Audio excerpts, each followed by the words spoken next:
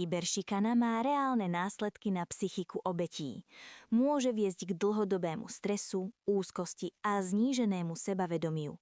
Mnohé obete majú problémy so sústredením, zhorší sa im prospech a začnú sa vyhýbať škole či kolektívu.